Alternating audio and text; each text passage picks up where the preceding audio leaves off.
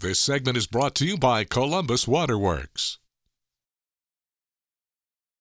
Welcome to this edition, and I got to tell you something. This one is very near and dear to my heart because there's a meteorological perspective here. We're talking about the cold weather season, whether it's late fall or winter. Here we are in the winter season coming up. That brings Sam Sears from the Columbus Waterworks. And Sam, your position over there, you're the maintenance for the meters, and of course we got to make sure that water's running smoothly, right? That's correct. And I got to tell you something. With this cold weather that's upon us, we've already experienced frost days.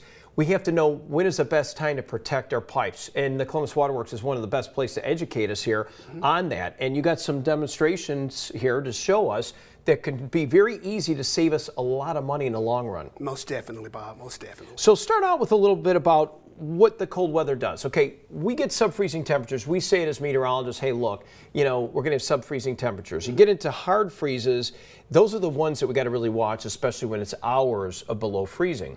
What are most susceptible around our houses without us panicking every time there's some cold weather? So most of the time when the temperatures drop below freezing, which is typically 32 degrees, the pipes, the water that's inside of your pipes will freeze, and that will cause that pipe to swell up. Once that pipe swells up, Bob's, now you're having problems that's going to come in. That pipe will start to crack and then it will bust.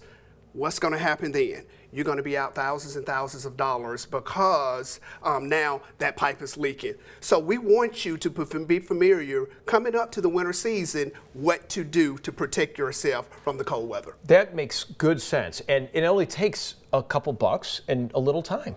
That's correct. That's correct. So what would you suggest to start with? Any pipes that are exposed? Let's start with that first. Okay. Exposed pipes are probably the most susceptible, right? That's correct. And you remember a couple Christmas Eves ago, we were kind of quipping about that not too long ago, but what it did, it burst pipes all over the place. All over the place. Beautiful ice displays, but it wasn't so beautiful when it came to the pocketbook. No, sir. No, sir. So the first one we'll talk about, if you have anything, the PVC, the plastic. What's the best way to protect this one here? The best way to protect your PVC is pipes that are exposed, like for instance, under your crawl space, in your attics, or in your garage. Those are pipes that sometimes are exposed. So to keep it from breaking, it needs to be insulated. So what we have here is what we call a foam cover. Okay. And the only thing this does, you put this foam cover over the PVC pipe.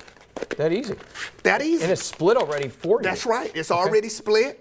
And that way, this is going to protect your pipes from freezing during the cold weather. Great. And that's because, of course, the water temperature is above freezing typically, and that should hold it. Like if it's in the 50s water temperature, then that should help sustain that temperature so it doesn't ever have a chance to freeze completely. That's correct. That pipe won't swell up because now it's insulated with this cover. And that's key. When you keep saying swelling up, you can picture it because the ice expands, and that would crack the pipe. That makes sense. Yes. Now, what about copper? I mean, that's interesting. I would always think that copper, and I got to say that too, I'm surprised that you brought the copper pipe. Explain that one. That's interesting. Copper is the best. This is what we normally see. This is what the Columbus Waterworks use on our side of the service. Copper. Gotcha. Because typically you don't see copper swells up, but it depends on how low that temperature is. It can do that as well. So again, you still need to put that foam piece on it to protect it so you won't even have to worry about it happening. Oh gosh, I didn't even think about that. And then when you think about spigots, that's important too. This is what's on the outside of the house. And I think back on that Christmas Eve,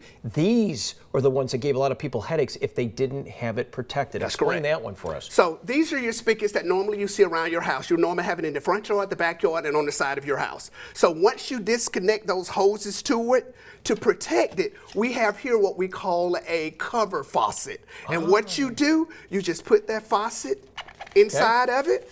It's a little screen here that you pour, you snug it together, and it sits flush against your house. So you could see the foam right there, so the temperature would keep it warm and protected. That's correct, and you got to worry about it busting. What could people do right now to get the information that you just went over? We would love to see this again. How can they get that? Yes, you can follow us on social media. We have a Facebook page that you can go on to look, and you also can go to our website, which is called Columbus Waterworks, cwwga.org, to get you more information on what you can do to winterize your home. Fantastic. Sam Sears, you're the best. Thank you for protecting us this winter season. Good luck. This segment was brought to you by Columbus Waterworks.